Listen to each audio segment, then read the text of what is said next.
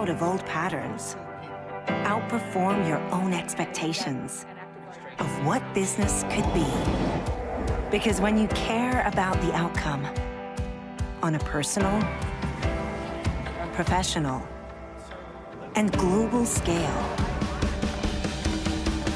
you'll find the #1 business program in Canada is calling to you. UBC Sauder School of Business. Think outside. Okay, hello everyone. Thank you for joining us today. It's a beautiful morning here in Vancouver, Canada, but I know there are people coming from many different places in the world, and I would love to hear from you. So if you could just go to the chat box and type your country, or if you're in Canada, your province and the city, we would love to hear from you. My name is Daniel Hayashi. I'm the recruitment manager for the Master of Business Analytics, also known as MBAN, and also the dual degree MBA plus MBAN. I'll be your host today, and with me, we will have Professor Moo Lee, who will present an exciting masterclass about AI, machine learning, and the impacts on data analytics. So let's dive in. Before we begin, I would like to start with a land acknowledgement. We recognize that we are working, learning, living on the traditional, ancestral, unceded territory of the Musqueam people. I also want to acknowledge that you are joining us today from many places, near and far, and I acknowledge the traditional owners and caretakers of those lands. So just this question, what could your life look like 12 months from now? That's a question we asked our brand new MBAN cohort that started yesterday, because the truth is, 1 year can completely transform your career and your future. The MBAN is designed to make this transformation happen fast. It's an accelerated 12-month program where the first 8 months, students are diving in intensive coursework, building skills to understand and lead with data. From the final 4 months, you're going to have the opportunity to have the experiential component and use your skills in the real world. So it could be a paid internship, a group consulting project, or individual research project. Just a quick topic on the agenda. So we are going to have an introduction, UBC Sauder overview. Then we will dive into the masterclass. That is our highlight today. You have the opportunity for a Q&A with Professor Lee. So just think about your questions. You can start popping your questions on the chat box as well. And when we reach the Q&A, we will be able to answer them. And I'll just finish with some admission information and important dates you need to be aware of.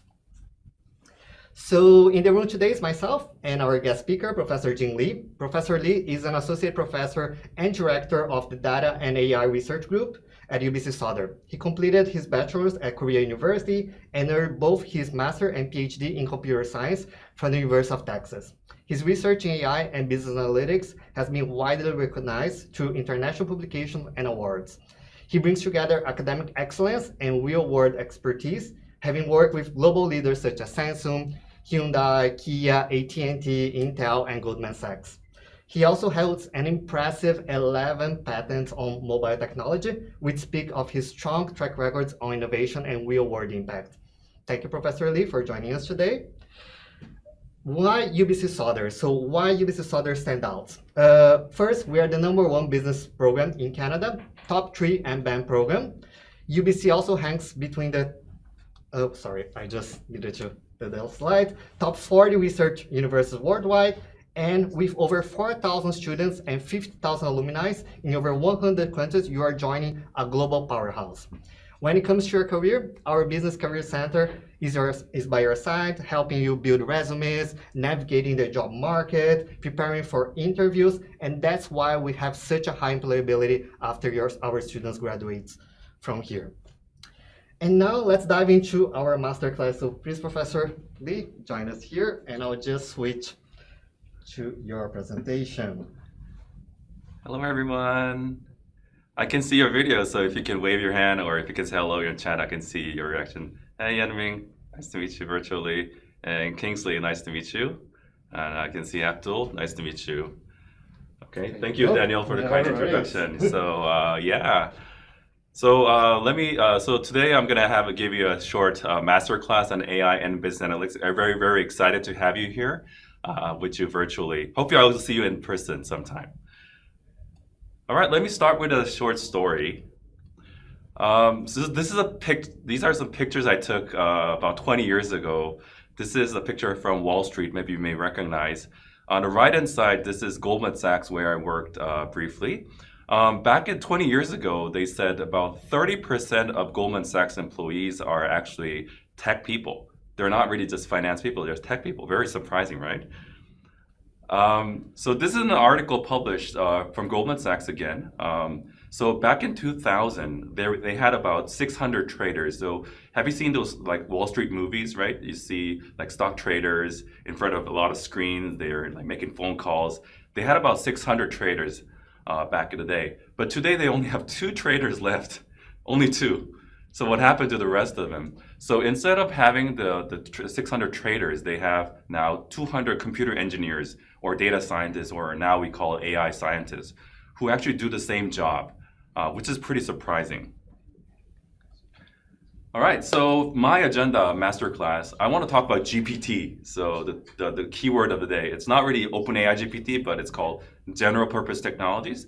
And then I want to talk about what business analytics is, and then why AI is so important in business analytics. I will give you some example projects on AI, and then I will conclude by letting you know that what you will learn from Sauder MBAN program. All right, let me start with the general purpose technologies. So let me give you a short definition. It's a technology that will affect the entire economy at global scale or national scale. Okay, this is a definition, so you get it, right? I want to be more interactive. So can you think about an example of a GPT? Maybe you can use your chat, so I will see your responses.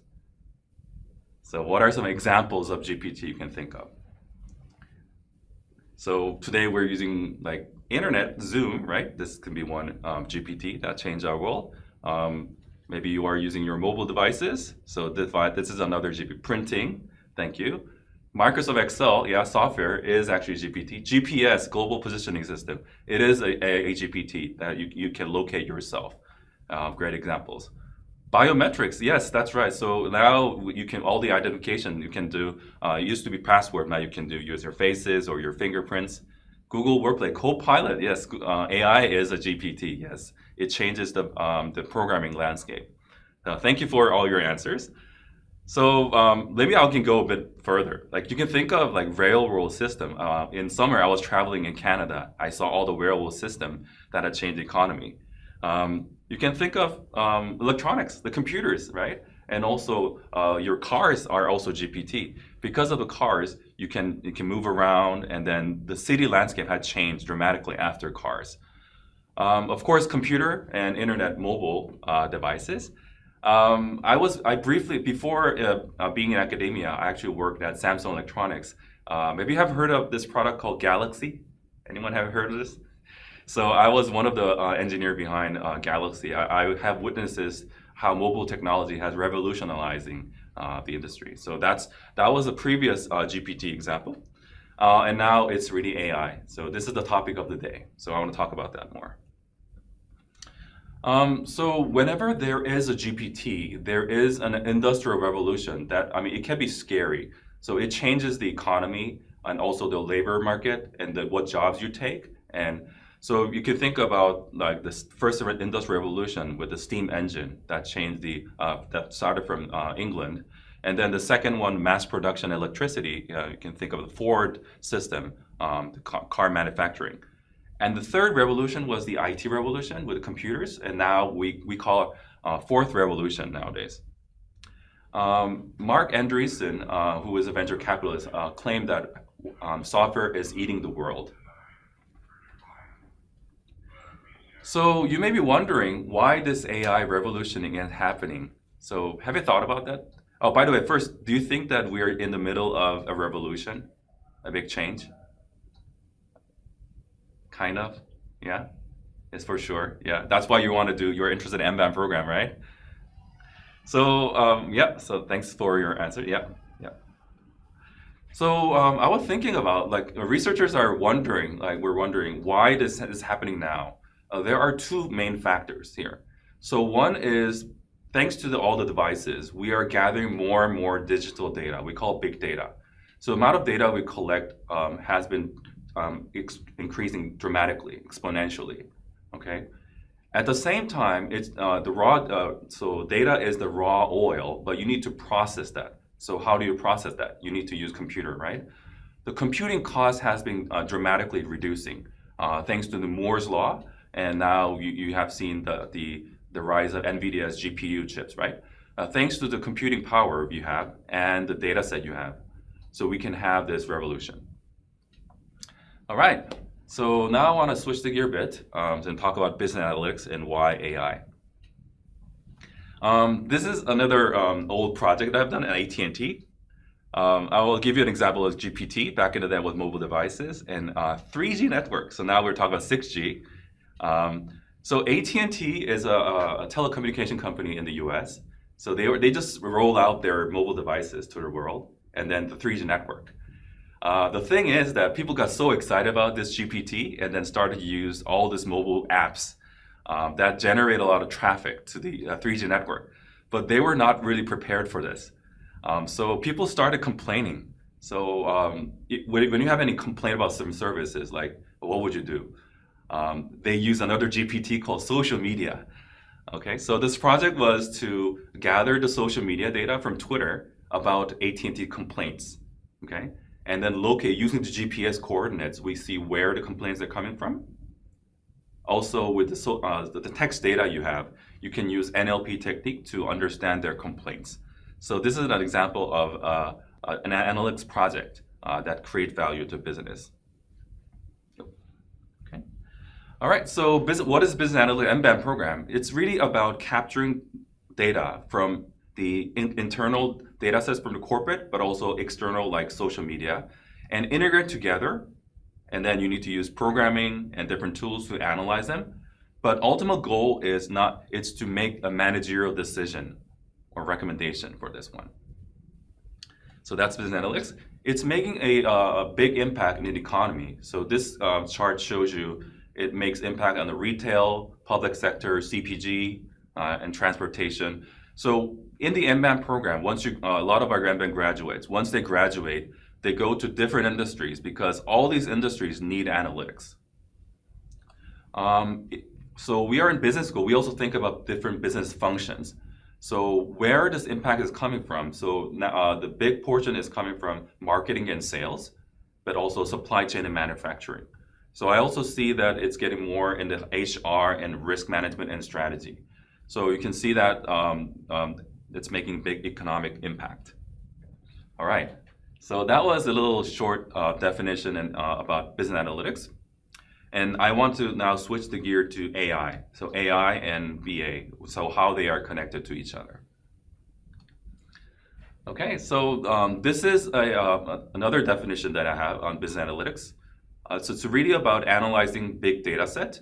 So when you talk about big data, we talk about 5 V's.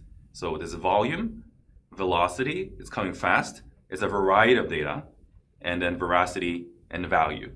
I want to focus on variety aspect today. So if you think about all the data set we have now, that we collect, we can generate, about 80 to 90% of these data sets are what's called unstructured data. So what is not unstructured data? So these are numbers, like the Excel spreadsheets. These are all structured data. But if you think about the social media posts, like textual data, and if you use like Instagram, all the pictures you have, right? Did you watch YouTube or Netflix last night? So this is video data. So these are unstructured data. So to really analyze this unstructured data, we need AI, okay? So the AI such as natural language processing, computer vision, speech recognition, that allows you to analyze the unstructured data, make it structured so you can analyze them, okay? All right, so AI and YouTube, yeah. So I want to talk about 2 example AI plus analytics projects. Oh, by the way, so these are the projects I have conducted myself. So, all right, so maybe yesterday you were watching YouTube video, and then so if you're not a subscriber of YouTube, right, then you may see this pre-roll ads like the skip ad, right? So the advertisers really want to target the right customer. So how do they do that? So they analyze the customers, so what kind of patterns you have, video patterns, viewing patterns you have, but also they analyze the video itself to using video analytics, and they also do the audio processing, signal processing, and then also the top text analysis. So using that multimodal video analysis on the video and the advertising and the consumer, you can actually make a pretty good prediction. About 80% accuracy, you can predict if this person watching this video will complete this ad or not, which is pretty dramatic. 80% you can predict. So what can we do once we make a prediction? So we will use matching or recommendation algorithm to do the ad targeting. So this is one example of video analysis. Now it's really the era of generative AI. So generative AI is impacting in the video industry, not just for the consumers, but also for the producer side. So if you, like for instance, TikTok has, do you watch TikToks, by the way? So TikTok creators have, no, you're not. TikTok creators are using generative AI to create videos. If you watch some YouTube videos, so some of the sounds are very robotic, right? It's generated by AIs. So the Gen AI is impacted the producer side, and at the same time, the recommendation system, which is also AI, is it's impacting the consumer side. So based on these two changes, we have this platform-wide changes. So I have done some analysis of TikTok videos. I watch TikTok sometimes for research. And so what we found is that once you use generative AI, they become more creative and create more diverse videos after Gen AI. This is what we found. And so we see a global impact, yeah, of AI. Okay, so now I want to switch the gear a little bit, and then talk about what you will learn from the Sauder MBAN program. Okay. All right. So this is a very important chart. So I want you to take a look. I will give you a minute to take a look at the slide.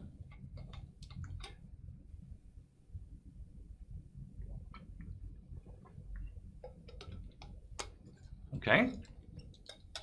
Did you get a good grasp of it? So MBAN program is at the intersection of three circles. Okay. So one is the business. We are in the business school, so we have the business decision makers in one circle. Okay. So when we do analytics, we are actually solving business problem. Okay. And the tool is to use the IT and big data. So this is another circle at the left bottom portion. To analyze this data, we are using advanced algorithm analytics. So that's at the top, okay? So we are in the intersection of these three. This is a common question I receive from students. So what is the difference between data science and business analytics? Okay, it's pretty similar, but I would argue it's pretty different because data science is really data agnostic. So the purpose can be anything, but they use data.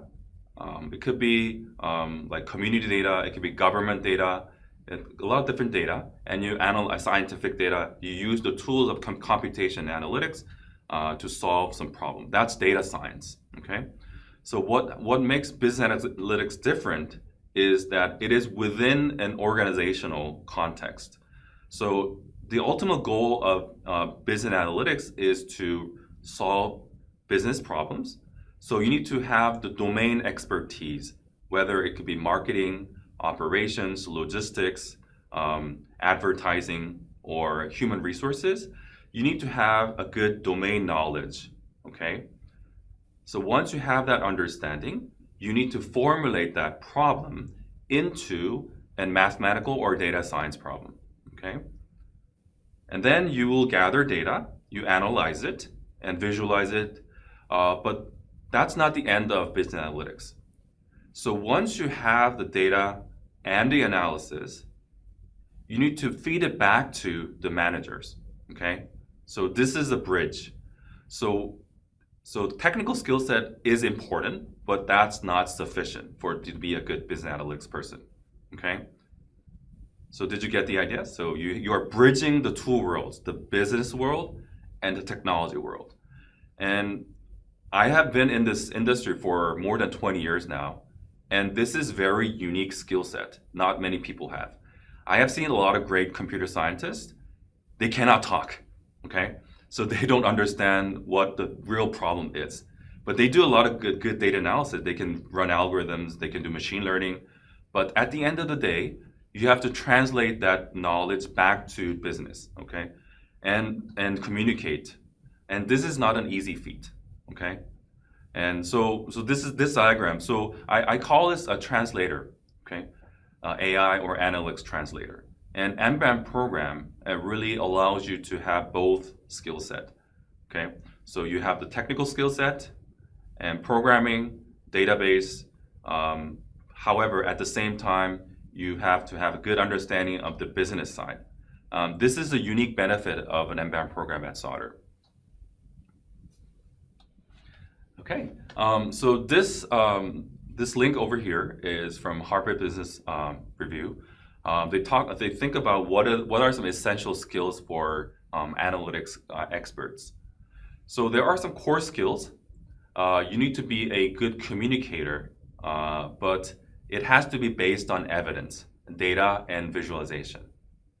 And you need to be a good problem solver and critical thinker. Critical thinking and problem solving is especially important in the era of AI. So if you have a very simple question, you can just put in ChatGPT, it will give you the answer, okay? But how do you distinguish yourself from AI or other people? So it's really the critical thinking and the problem solving skill. You need to understand the domain, again, domain knowledge, and translate into technical language. And then you can use AI or a Gen AI or data analysis tool, okay? And then you put it back to the business problem. In the MBAN program, we also teach the technical skill set. So I am the Python program teacher for the MBAN program.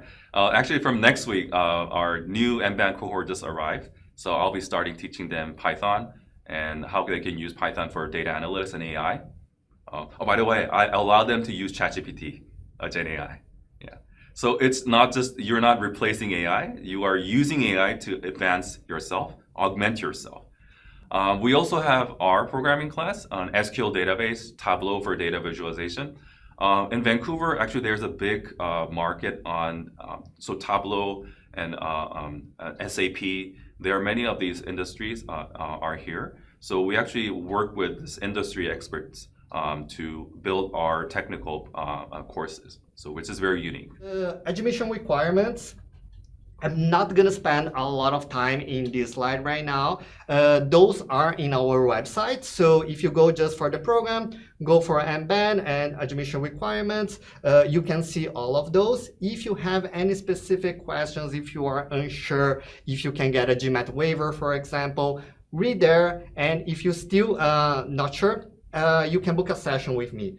So my colleague just put there our link for the admission requirements, and also provide group sessions every week, as well as one-on-one advising sessions, okay? So if you want to talk a little bit about your background, how it fits to the MBAN, I'm always happy to guide you on this.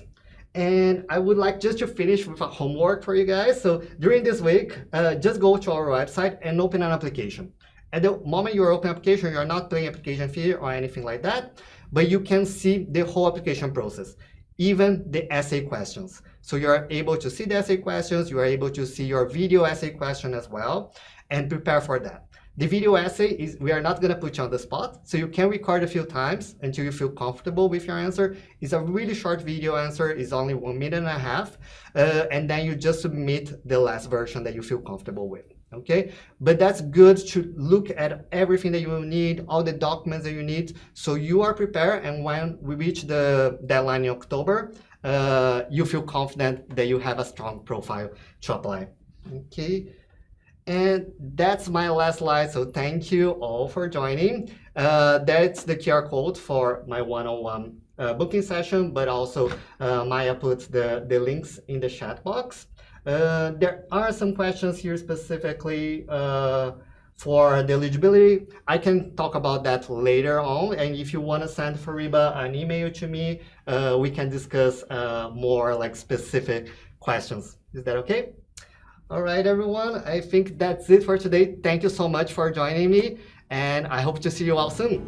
Goodbye.